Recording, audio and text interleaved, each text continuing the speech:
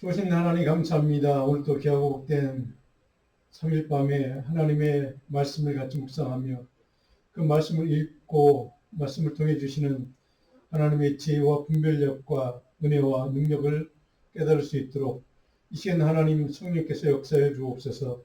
말씀을 붙들고 주 앞에 서는 모든 주의 백성들이 어떤 자리에 어떤 상황에 처해 있든지 저들 모두가 하나님의 말씀 앞에 겸손히 하나님의 은혜를 구할 수 있는 복된 시간 되게 도와주옵소서.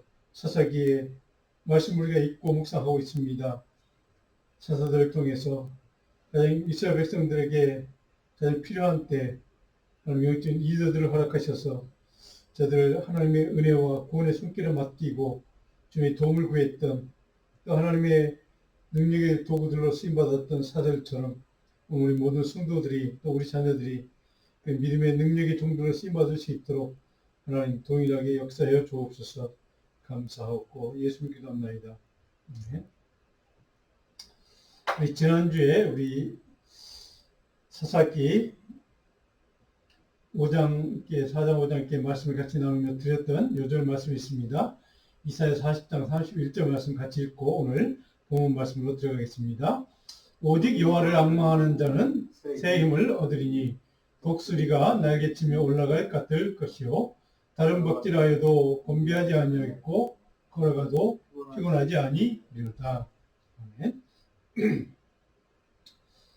자, 오늘은 여룻바알이라는 오늘 본문 말씀에 등장하는 단어가 있습니다. 여룻바알의 신앙, 무장되는 그러한 은혜를 같이 누리기 위해서 오늘 사사기 6장 말씀을 통해 같이 좀 생각을 해보려고 합니다.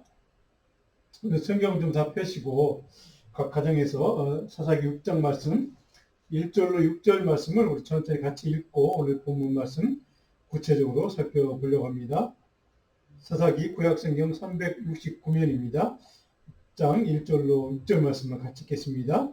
이스라엘 자손이 또 여호와의 목전에 악을 행하였으므로 여호와께서 7년 동안 그들을 미디안의 손에 넘겨주시니 미디안의 손이 이스라엘을 이긴지라. 이스라엘 자손이 미디안으로 말미암아 산에서 웅덩이와 굴과 산성을 자기들을 위하여 만들었으며 이스라엘이 파종한 때면 미디안과 아말렉과 동방 사람들이 치러 올라와서 진을 치고 가사에 이르도록 도시 숲선을 내려며 이스라엘 가운데 먹을 것을 남겨두지 아니하며 양이나 소나 나귀도 남기지 아니하니 이런 그들이 그들의 짐승과 장막을 가지고 올라와 메뚜기 떼같이 많이 들어오니 그 사람과 나타가 무수함이라. 그들이 그 땅에 들어와 멸하려 하나 이스라엘이 미디안으로 말미암아 궁핍함이 심한지라. 이에 이스라엘 자손이 여호와께 부르짖었더라. 아멘. 우리가 잘 아는 사사 기드온에 대한 얘기가 오늘 이제 6장 말씀부터 몇 장에 걸쳐서 시작이 됩니다. 오늘 이 6장 말씀을 통해 그 배경, 시대적인 상황이 어떤 상황이었고 또 어떤 상황에서 하나님은 이 기드온이라고 하는 이 위대한 사사를 보내주셨는지를 같이 오늘 말씀을 통해 생각해보고 저와 여러분의 신앙생활에도 그런 하나님의 위대한 신앙의 은혜와 능력이 충만하게 채워줄 수 있도록 기도하는 마음으로 이 말씀을 같이 나누려고 합니다. 자, 오늘 이 본문 지금 우리 읽었던 이 1절, 6절 말씀과 특별히 1절에 보면 그때 당시에 이스라엘 백성들이 지금 처해 있는 이 사사를 보내주기 전에 하나님이 어떤 상황 가운데 있는 그들을 돕기 위해서 사사를 보내주셨는데 하는 시대적인 상황, 배경이 설명되어 있습니다. 1절에 보니까 이스라엘 자손이 첫 번째 또 여호와의 목전에서 뭘 행했다고요? 악을 행했다라고 기록하고 있습니다. 이스라엘 백성들이 사사가 이제 그 이전에 다 자기의 사명 마치고 이제 떠난 이후에 이스라엘 백성들이 사사가 없는 그 시대에 하나님 앞에서 악을 행했다, 불순하고 불순종의 죄를 범했다 하는 말씀입니다. 자, 그랬더니 하나님께서 그들을 어떻게 했는가? 7년 동안 그들 미디안에 넘겨줬다. 미디안의 그 가나안 원주민 족속 가운데 하나 미디안 족속에게 이스라엘 백성들을 넘겨줬으니까 고난을 당하도록 식민지로 넘겨주었다. 압제당하도록 그렇게 이스라엘 백성들 그들의 손에 맡기셨다. 이제 이런 말씀을 1절의 상황을 우리에게 설명해 주고 있습니다. 자, 첫 번째로 이스라엘 백성들의 영적인 범죄가 기록되어 있습니다. 그리고 하나님이 그 범죄에 대해서 그들을 심판하셔서 미디안 족속에게 7년 동안 고통당하도록 압제당하도록 그렇게 그들에게 고난을 허락하셨다라고 기록하고 있습니다. 자, 그리고 오늘 2절로 5절에 보면 두 번째로 이스라엘에 대한 미디안 족속의 그리고 아말렉의 핍박과 고통이 어떤 것이었는지 어떤 종류였는지 자세한 내용을 2절로부터 쭉 기록하고 있습니다. 지금 우리가 읽었던 말씀입니다. 그 다음에 6절로 이제 10절까지 어떤 내용인가 하면 백성들의 고통, 백성들이 그 압제를 통해서 어떤 반응을 보였는지 하는 것을 말씀하고 있는 게 이제 6절부터 10절까지의 내용입니다. 지금 우리가 읽었던 말씀 가운데 마지막 6절에 이스라엘이 미디안으로 말미암아 궁핍함이 심했다. 곡식 그때 뺏어가거든요. 소도 다 뺏어가고. 그러니까 그들이 먹을 것이 없어서 궁핍함이 심했다. 이런 얘기입니다. 그리고 6절에 보니까 이에 이스라엘 자손이 여호와께 뭐 했다고요? 부르짖었다라고 기록합니다. 자, 궁핍함이 심하니까 견디다 못해서 결국 그들이 두 손 들고 하나님께 나와 하나님의 도움과 하나님의 구원의 은혜를 구했다라고 하는 것이 6절 마지막에 기록되어 있습니다. 자, 우리가 여기까지 살펴보면 제가 이 사사기 첫 번째 시간에 말씀드렸던 네 가지 사이클이 있었죠. 첫 번째, 이스라엘의 범죄가 있었죠. 그리고 하나님께 범죄하는 그 범죄 사실이 기록되어 있고, 두 번째 그 범죄에 대한 하나님의 징계와 심판이 따랐던 것을 보게 됩니다. 그리고 그 심판을 견디다 너무 고통스러우니까 그들이 결국 두 손 들고 돌이키고 하나님께 회개하며 나와서 하나님의 도움을 간절히 자기들 구원해달라고 간절히 부르짖는, 자, 이 사이클을 우리가 첫 번째, 두 번째, 세 번째 사이클을 오늘 지금 6절까지 내용을 통해서 보게 되었습니다. 그래서 7절에 보니까 이렇게 시작이 됩니다. 여호와께서 여호와께 부르짖었으므로 이스라엘 백성들이 부르짖었기 때문에 8절에 여호와께서 그의 응답을 해주시는데 어떻게 응답하시는가? 그것이 한 선지자를 보내셨다. 구원자를 보내셨다. 물론 그가 이제 우리가 잘 아는 기드온이라고 하는 사사를 하나님이 그들에 응답하셔서 부르짖으며 응답하셔서 보내주셨다 하는 것을 우리가 보게 됩니다. 자, 그러면 11절부터 17절까지는 이제 그 응답하시는 과정, 하나님의 응답의 과정의 내용이 쭉 설명되어 있습니다. 근데 11절에 보니까 드디어 이제 그 인물의 이름이 등장합니다. 마침 요아스의 아들 기드온이 이래서 기드온이라고 하는 사사의 이름이 이제 등장을 합니다. 자, 기드온이라고 하는 이 이름은 가다라고 하는 동사에서 왔습니다. 가다는 무슨 뜻인가 하면 완전히 파괴한다는 뜻입니다. 철저하게 파멸시킨다, 조각조각 산산조각 내버린다라고 하는 의미가 담겨있는 이름이 바로 가다. 거기서 기드온이라고 하는 이름이 이제 파생이 되었다는 것이죠. 자, 하나님의 절대 주권적인 통치와 공의로 악을 철저하게 심판하신다, 처벌하신다, 이런 이 내용의 그런 의미를 갖고 있는 이름이 바로 기드온이라고 하는 이름의 의미라는 겁니다. 자, 모든 불의와 죄악을 하나님의 공의의 관점에서 철저하게 심판하고 이스라엘 백성들 정결케 하는 역할을 감당한 인물이 사사 기드온이었다라고 생각하시면 쉽게 기억이 될 것 같습니다. 자, 사사를 보내면서 하나님이 기드온을 부르시면서 하나님이 이제 그의 사사로 부르시면서 그에게 첫 번째 약속을 한 게 있습니다. 그게 12절에 이렇게 기록되어 있습니다. 하나님이 기드온에게 사사로 부르시면서 어떤 약속을 하시는가? 12절에 여호와의 사자가 기드온에게 나타나 큰 용사여 여호와께서 너와 함께 계신다. 자, 첫 번째 약속의 내용이 뭡니까? 하나님이 기드온 너와 함께 동행하신다 라고 하는 것을 먼저 하나님이 약속하십니다. 우리 이따 살펴보겠지만 기드온이라는 인물은 아마 성격상 좀 쉽게 믿지는 못한 좀 의심이 많은 인물이었던 것 같습니다. 하나님이 그에게 첫 번째 하시는 말씀이 약속이 내가 너와 함께 할 거야. 그런 두려움 말고 내가 너에게 맡겨진 사명을 잘 감당하기를 바라는 하나님의 말씀, 하나님의 메시지가 이렇게 표현되어 있습니다. 내가 너와 함께 할 것이다. 약속이죠. 언약입니다. 다른 말로 하면 하나님이 함께 하시는 하나님의 사람이라는 것을 먼저 하나님 인정하고 계신다는 것을 우리는 알게 됩니다. 자, 그런 하나님이 동행하시겠다고, 함께 하시겠다고 그렇게 약속하셨지만 그 약속을 받은 기도는 어떻게 응답하고 어떻게 반응하는가? 13절에 보니까 이렇게 기도니 하나님 약속에 대해 이렇게 반응합니다. 13절 기도니 오 나의 주여 여호와께서 우리와 함께 계시면 어째요 이 모든 일이 우리에게 일어났나이까? 하나님께 먼저 약속을 받은 바로 직후에 이 기도는 하나님께 따지기 시작합니다. 무엇을 따집니까? 만일 하나님께서 우리 사랑하는 백성, 약속의 자녀라고 하는 우리 이스라엘 백성들에게 하나님 동행해 주셨다면, 함께 해 주셨다면, 이런 비참한 일이 저 미디안 족속들에게, 가나안 원주민들에게 우리가 식민지가 되고 우리 민족이 핍박당하고 고난당하는 이런 비참한 일이 어떻게 일어날 수가 있습니까? 라고 하는 하나님께 따지는, 다른 말로 하면 하나님을 좀 원망하는 마음이 표현되어 있습니다. 그러면서 13절에 직접 직설적으로 이렇게 표현합니다. 이제 여호와께서 우리를 버리셨기 때문에, 우리가 동행하지 않고 더 이상 우리 함께하지 않고 우리를 버리셨기 때문에 저희 미디안 족속에게 우리가 지금 이렇게 고통을 당하고 있는 거 아닙니까? 라고 하나님을 지금 원망하며 따지며 지금 하나님께 지금 불평하고 불만하는 이야기가 13절에 바로 기록되어 있습니다. 바로 이 한 구절을 보더라도 우리가 이 기드온이라는 인물은 어떤 성격을 가진 사람인가를 우리가 좀 알 수가 있을 것 같습니다. 좀 의심도 있고 쉽게 누군가를 믿지 못하고 그 마음속에 그만큼 그런 그 상처가 깊이 뿌리박혀 있었던 인물이라는 것을 우리는 보게 됩니다.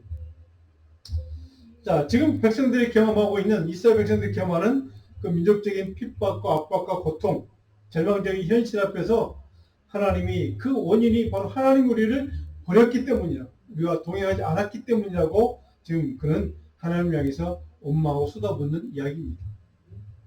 자신들의 범죄와 불신앙과 불순종에 대한 반성과 회개보다는 하나님 앞에 따지는, 원망하는 바로 그 기드온인 것을 우리는 보게 됩니다. 어쩌면 인간적으로 생각하면 합리적인 의심일 수도 있습니다. 만약 하나님 우리를 사랑하셔서 우리가 동행하시고 함께 해주셨다면 우리가 어떻게 미디안 족속의 속국이 되고 저들의 압박과 핍박과 고난을 당할 수가 있었겠습니까? 라고 하는 것은 어쩌면 합리적인 의문 제기일 수도 있습니다. 하나님의 존재에 대해서, 하나님의 능력에 대해서, 하나님의 약속에 대한 의심이 그만큼 그 안에 크게 자리 잡고 있었다는 것을 우리는 보게 됩니다.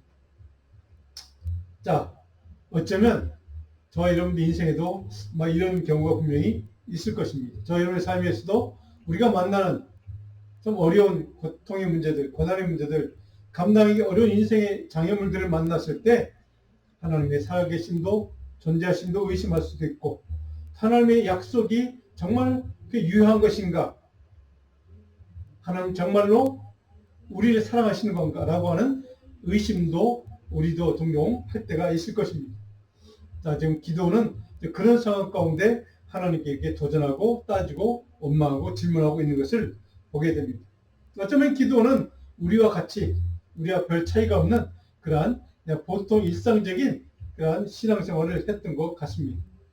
자, 그런데 그런 하나님에 대한 원망을 들었던 하나님께서 14절에 보면 이렇게 말씀하십니다. 그것을 변명하거나 어떻게 다른 설명을 하려고 하지 않고 하나님은 14절에 보니까 너는 가서 너의 힘으로 이스라엘을 미디안의 손에서 구원하라고 바로 그에게 미션을 바로 주십니다. 내가 너를 보내겠다. 그러니 걱정 말고 미디안을 가서 믿음과 가서 싸워라. 이스라엘 백성 내 동족을 내 손으로 구해내라. 라고 하는 사명을 바로 그에게 주십니다. 자, 그렇게 하나님이 사명을 다시 주셨음에도 불구하고 기도는 이런 또 질문을 하나님께 지금 제기합니다. 자, 그래요. 내가 간다고 칩시다. 그러면 내가 이 사명, 내게 지금 맡겨진 이 사명을, 우리 백성들을 구원하기 위한 사명을 감당할 수 있는 방법이나 수단이나 어떤 길이 있으면 내가 하겠는데 아무리 생각해도 내게 그 방법도 없고 수단도 없고 길도 없어 보이는 것처럼 생각했던 것 같습니다. 그래서 15절에 보니까 이렇게 도전적으로 하나님께 질문합니다. 15절에 내가 무엇으로 이스라엘을 구원하리까? 도대체 내가 무슨 힘으로, 무슨 능력으로, 어떤 수단으로, 어떤 방법으로, 어떤 능력으로 내가 그 일을 감당할 수 있단 말입니까? 라고 하나님을 향해 다시금 따지는 기도를 볼 수가 있습니다. 그러면서 15절에 보니까 그의 마음을 우리는 알 수 있는 이런 표현이 있습니다. 나의 집은 극히 약하고 나는 내 아버지 집에서 가장 작은 자일 뿐입니다. 그런 내가 어떻게 지금 주신 그 사명을 감당할 수 있는 능력이 있겠습니까? 사람도 없고 방법도 없고 능력도 없고 수단도 없고, 자, 이런 안 될 명분만 지금 찾고 있는 것이죠. 불가능한 원인과 이유만 지금 계속해서 지금 제시하고 있는 기도의 모습. 그만큼 이 사람의 캐릭터 자체가 굉장히 부정적인 컬러였던 것 같습니다. 굉장히 불신하는 그런 마음으로 아마 그만큼 하나님에 대한 원망과 하나님에 대한 그런 불평과 불만이 가득한 그런 인물로 보여집니다. 그것을 한마디로 요약하면 지금 이 상태에서 기도의 믿음의 상태, 영적인 상태는 바로 굉장히 믿음이 연약해진 상태, 무너져 있는 상태, 하나님에 대한 상처가 그만큼 깊어 있는 그런 상태인 것을 우리는 이 말씀을 통해 그런 상황을 반영하고 있구나라고 깨달을 수가 있습니다. 자, 한마디로 기도는 하나님이 동행하신다는 이 약속을 그는 아직도 믿지를 못하는 겁니다. 불신하는 겁니다. 하나님이 내가 너와 함께 하시겠다고, 내가 너를 보냈다고 하는 이 말씀을 들었음에도 불구하고 그는 하나님이 동행하신다는 그 약속의 말씀, 언약을 그들은 지금 믿지를 못하는 상황. 바로 이것이 기도원의 상황이었고 아마 당시에 이스라엘 백성들의 대부분의 영적인 상태였던 것 같습니다. 그래서 기도는 다시 한번 하나님께 나와 함께 동행하신다는 그 약속을 다시 한번 확증해달라고 하나님께 요구하기 시작합니다. 그리고 16절에 보니까 그 요구를 받은 하나님이 그를 탓하지 않고 그를 책망하지 않고 16절에 이렇게 하나님이 그에게 대답합니다. 내가 반드시 너와 함께 하리. 내가 반드시 너와 동행할 거야. 너를 지켜줄 거야. 너와 함께 그 싸움에 참여할 거라고 하는 이 약속의 말씀 언약을 다시 한번 그에게 확증시켜 줍니다. 그런데 기도는 그렇게 두 번씩이나 하나님이 확증해주고 또 확증해 주었음에도 불구하고 여전히 불신합니다. 믿지를 못합니다. 하나님의 약속을 신뢰하지를 못하는 것이죠. 그리고 또 다른 요구를 합니다. 그렇다면 하나님, 내가 믿을 수 있도록 좀 징표를 보여주세요. 사인을 보여주세요. 라고 17절에 보니까 이렇게 하나님께 요구하는 말씀이 있습니다. 17절에 만일 내가 주께 은혜를 얻어 싸우면 주 되시는 표징을 내게 보여주십시오. 그래요. 그러면 이제 마지막으로 내가 한번 요구하겠습니다. 내가 주님께 은혜를 받고 내가 하나님 나와 동행하신다는 약속을 하셨고 내가 그걸 믿는다면 그럼 내가 믿을 수 있도록 확신할 수 있도록 하나님이 주님 되심을 확증할 수 있는 내가 믿을 수 있는 표징을 한번 보여주세요 라고 하나님께 다시 한번 간청하는 이야기가 기록되어 있습니다. 하나님의 동행하심을 다시 한번 확인받고 싶어하는 그 구체적인 증표를 그는 지금 요구하고 있다는 사실입니다. 아마 저 여러분 가운데 그런 분들이 분명히 있을 것입니다. 하나님의 약속의 말씀, 정말 하나님의 약속이 지켜질까? 하나님이 들어주실까? 응답하실까라고 하는 그런 응답을 받았으면서도 의심할 때, 믿어지지 않을 때, 바로 이렇게 어떤 징표, 사인, 내가 확신할 수 있는, 믿을 수 있는 그러한 사인을 내게 보여달라고 이렇게 하나님께 따졌던 분들도 분명히 있을 것입니다. 물론 저도 예외는 아닙니다. 자, 하나님이 그러면 그 요구에 대해서 어떻게 응답하시고 어떻게 반응하시고 어떻게 확증을 해주시는가? 그것이 바로 18절로 24절까지 기록되어 있습니다. 자, 21절에 보니까 이렇게 적언되어 있습니다. 하나님이 확증하는 방법입니다. 여호와의 사자가 손에 잡은 지팡이를 끝을 내밀어 고기와 무교병에 대니 불이 나와서 고기와 무교병을 살랐다. 자, 지팡이를 바위에 댔더니 바위에서 뭐가 나왔다고요? 불이 이 바위에서 나와서 고기와 무교병을 불살랐다. 지팡이가 나와 있죠? 여러분 연상되는 지팡이, 모세의 지팡이, 능력의 지팡이. 그렇죠? 하나님이 동행하심을 상징하는 지팡이. 거기에서 불로 제물을 살랐다. 하나님의 영광의 임재가 그 자리에 역사했다는 사실을 증언해주는 말씀이겠죠. 하나님의 영광이 그 자리에 임했다라고 하는 것을 바로 불로 역사하셨다라고 이렇게 표현되어 있습니다. 지팡이 불로 임재하신 하나님의 존재를 그는 이제 직접 눈으로 목격하고서야 하나님의 동행하심의 약속을 믿게 되었다 하는 것을 보게 됩니다. 하나님의 동행하심을, 하나님 임재하심을 자신이 직접 체험한 다음에야 비로소 그는 믿을 수가 있었다는 사실을 24절에 보니까 이렇게 증언해 주고 있습니다. 기드온이 여호와를 위하여 거기서 제단을 쌓고 그 제단의 이름을 여호와 살롬이라고 붙였다. 이렇게 24절은 우리에게 증언해 주고 있습니다. 여호와 살롬, 왜 잘하는 말씀 아닙니까? 기드온의 신앙 고백입니다. 하나님의 임재를 경험하고 난 다음에 여호와 샬롬, 바로 자기가 만났던 하나님의 임재, 하나님의 영광에 대한 경험을 이렇게 믿음으로 고백하고 간증하고 있습니다. 여호와 살롬, 하나님 주시는 평안, 평강, 완전한 축복을 내가 이제는 믿겠습니다.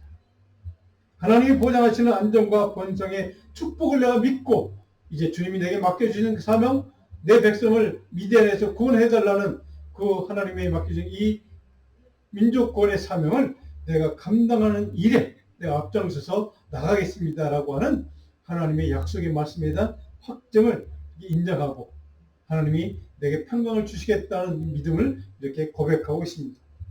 여호와 살롬, 이 여호와 살롬의 하나님, 기도원과 함께 하신 살롬의 하나님께서 여러분들의 인생에 우리 가정의 또 삶의 모든 순간, 모든 지경에 늘 함께 하시는, 함께 동행하시는 역사가 늘 함께 하기를 또 여러분에게 늘 충만하기를 축복합니다. 여호와 살롬의 하나님, 이 살롬의 하나님을 믿고서야 고백하고 난 다음에야 비로소 기도원도, 그 위대한 신앙의 인물이었던 기도원도 하나님 맡겨진 사명을 위해서 담대하게 나갈 수 있었다는 사실을 바로 이렇게 우리는 성경을 통해 깨닫게 됩니다. 자, 25절부터 35절까지 그러면 기도원이 그 사명을 감당해서 담대하게 나갑니다. 살롬의 축복을 받고 믿고 고백하고 간증하며 이제 그 하나님의 동행하심을 믿고 담대하게 사명 감당하는 길에 나갔는데 그 혼자 이 일을 감당할 수 없겠죠. 하나님이 동역자를 붙여주시는, 돕는 자를 붙여주시는 이야기가 이제 쭉 기록되어 있습니다. 자, 23절에 보면, 25절 보면 이렇게 하나님이 기도원에게 명령하는 말씀, 내용이 이겁니다.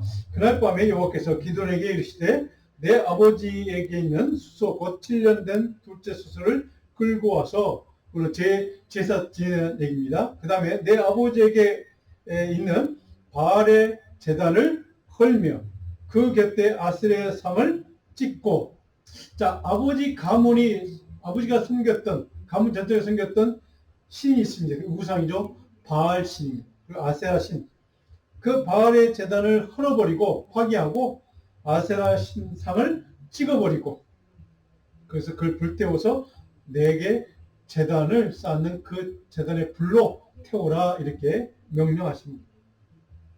우상 신전을, 바알 신전을 철저하게 파괴하도록 하나님이 명령하십니다. 자, 이 말씀을 통해 우리가 깨닫는 영적인 교훈 한 가지가 있습니다. 뭐냐면 우리가 하나님 앞에서 내 주변, 내 가정이든 내 자신이든 내 가장 가까운 지경을 먼저 거룩하게 정화시키는, 성결하게 하는 그러한 행동이 먼저 필요하다는 것이죠. 그래서 하나님께서 그에게 명령하실 내 가문, 다른 가문이 아닌 내 가문에 섬기는 우상의 신전을 철저하게 파괴하고 내게 제물을 올려라 라고 하나님이 그에게 명령을 하십니다. 그랬더니 26절에 이렇게 성경은 전해 줍니다. 그 명령을 들었던 기도는 내 하나님 여호와를 위하여 구례대로 한 제단을 쌓고 라고 하는 명령에 대해서, 제단, 우상을 다 철저히 파괴하고 제단을 쌓고 라고 하는 명령에 대해서 27절에 기도는 그 명령을 듣자마자 이렇게 응답합니다. 27절에 이 기도니 여호와께서 그에게 말씀하신 대로 행하되 자, 신앙적인 결단을 보여주고 있습니다. 자, 아버지가 숨기는, 가문 전체가 숨기는 신상을 파괴했다고 생각을 해보십시오. 그러면 난리가 날 겁니다. 그것을 감수하고, 아버지에게 혼날 것을 감수하고, 욕먹을 것 감수하고, 지금 하나님의 명령에 순종해서 바로 자기 아버지가 섬겼던 바로 바알 제단과 아세라 신상을 철저하게 깨뜨리고 하나님께 예배하는 제물로 아버지의 소를, 아버지가 소유한 소를 제물로 바치는 그 명령을 그대로 실천했던 바로 기드온의 모습을 이렇게 기록해주고 있습니다. 자, 이렇게 하나님의 명령에 대해서 거리낌 없이 결단하고 그렇게 순종했던 바로 그 기도의 행동 때문에 가문 전체가 지금 갈등 위기를 맞게 됩니다. 자, 미디안 당국이, 미디안 군인들이 그래서 가만히 놔둘 리가 없죠. 주변에 있는 사람들이 너 때문에 우리까지 다 더 고통을 당하겠다고 얼마나 원망하겠습니까? 자, 그런 상황을 우리가 가정한다면 바로 그의 결단은 바로 가문 전체 큰 위기를 처리하는 행동이었을 것입니다. 자, 그것을 보았던 그 무너진 신정과 깨뜨려진 아스라 신정을 보았던 바로 그 가문의 사람들이, 그 주변의 사람들이 어떻게 반응하는가, 그것이 30절의 내용입니다. 어떤 반응을 합니까? 내 아들 그 아버지에게 찾아가서 내 아들 기드온을 끌어내라. 그는 당연히 죽을지니.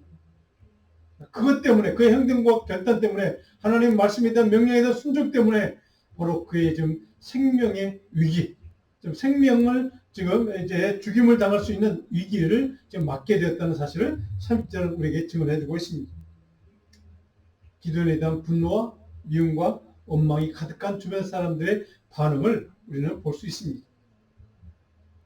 자, 여기에서 사람들이 바로 이 기드온을 찾아와서 그 집을 찾아 기드온을 내놔라, 우리가 죽여야 되겠다라고 그렇게 미움과 분노로 반응했던 이 사람들의 관심은 무엇입니까?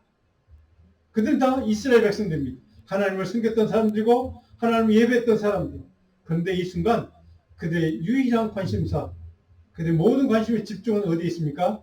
바로 바알 신입니다. 우상입니다. 거기에 모든 관심이 지금 집중되어 있고 그것 때문에, 그걸 깨뜨렸다는 이유 때문에 지금 기드온을 하나님의 사사로 부름받은 그 인물을 좀 죽이겠다고 쫓아온 주변 사람들의 모습. 우리가 지금 지나고 있는 사순절기, 특별히 고난주간, 예수님이 불법 재판을 받으시고 산헤드린의 그 유대인 종교 지도자들이 불법 재판을 받으시고 이제 빌라도 앞에서 처형당하는 그 모든 과정들을 생각하면 바로 이 사람들과 그들의 모습은 너무나도 동일한 모습을 우리는 발견할 수가 있습니다. 하나님의 말씀을 지키겠다는, 명령을 순종하겠다는 그의 신앙의 결단이 바로 그를 죽음으로 몰아간 위기와 위협을 지금 맞게 된 그런 상황. 하나님의 진리의 복음을 선포하고 그 말씀대로 순종했던, 그 말씀대로 실천했던, 그 말씀을 가르쳤던 그 예수님을 향해서 모든 이스라엘 종교 지도자들, 주변 사람들, 그리고 빌라도까지 포함해서 예수를 죽이겠다고 쫓아왔던, 결국 그를 십자가에 못 박았던 그 사람들의 얼굴.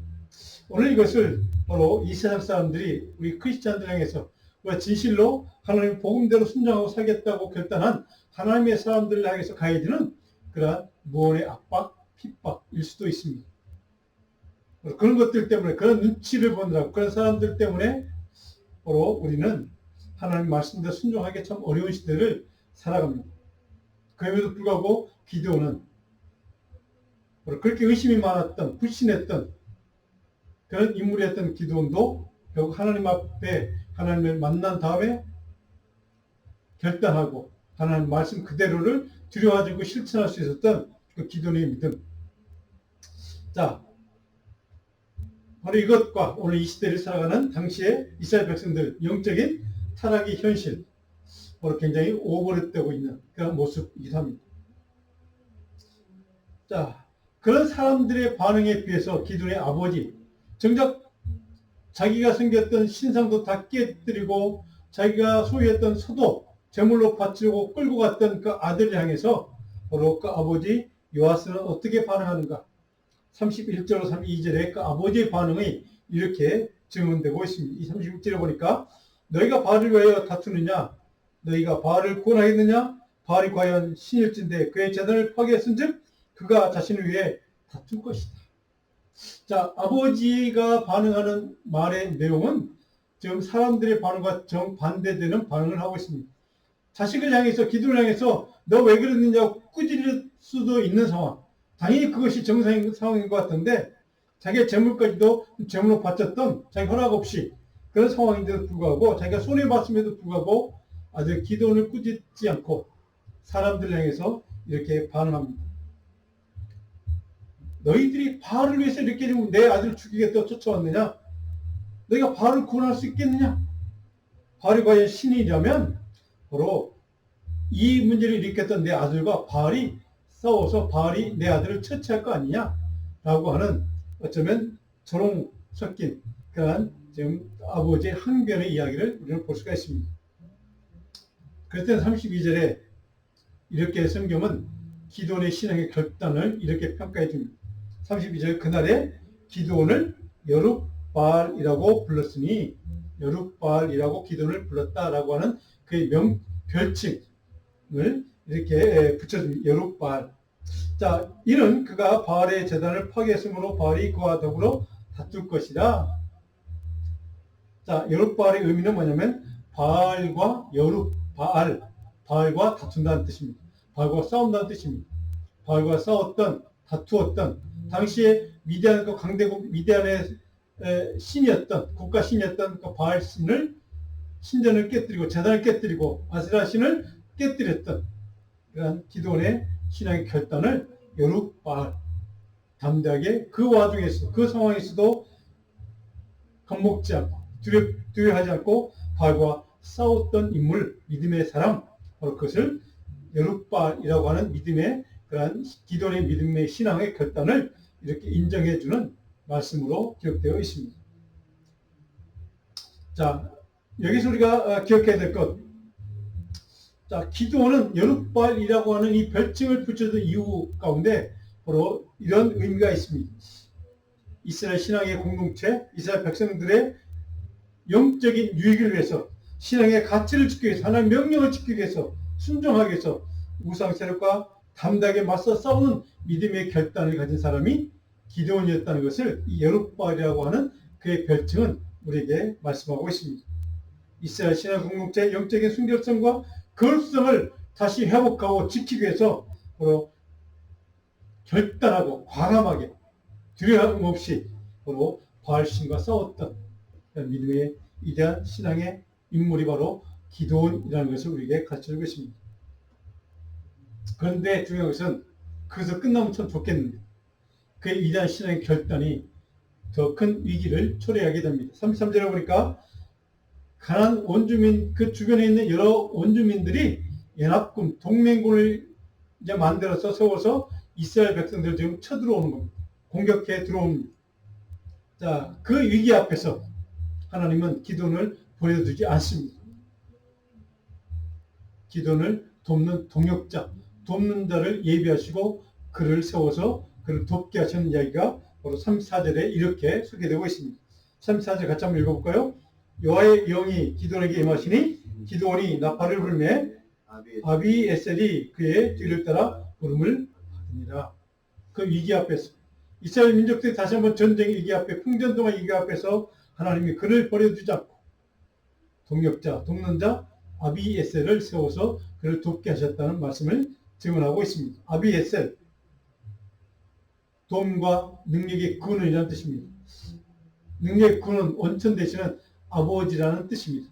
그 이름의 의미는 바로 도움의 원천, 근원인 대신 아버지라는 그런 의미가 있는 이름입니다. 하나님의 아버지의 도움을 상징하는 이름이기도 합니다. 기드온의 그 사명을 위해서 그 믿음의 결단으로 여룹바알이라고 하는 그런 별칭을 얻기까지 하나님의 말씀에 대한 온전한 순종을 위해서 결단했던 자기 생명을 아까워하지 않고 두려움 없이 결단했던 믿음의 사람 기드온을 그의 사역을 돕기 위해서 하나님이 예비하신 동역자가 바로 우리가 지금 보는 아비에셀입니다.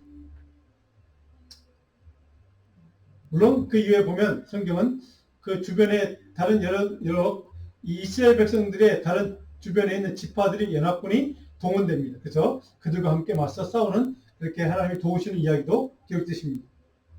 다른 말로 하면 아비에셀, 하나님은 반드시 하나님의 일을 감당하는 사람, 하나님의 명령에 순종하는 일이라면, 하나님의 영광을 위한 일이라면 반드시 하나님이 도우심의 손길을 예비하시고 준비하시고 역사하시고 그렇게 도움의 손길로 은혜를 베푸신다는 사실을 이렇게 우리에게 증언해주고 있습니다. 저 이번에 참여도 우리 교회도 아비에셀과 같은 하나님의 예비하신 돕는 손길이 날마다 이렇게 풍성하게 채워지는 은혜가 있기를 간절히 소원합니다.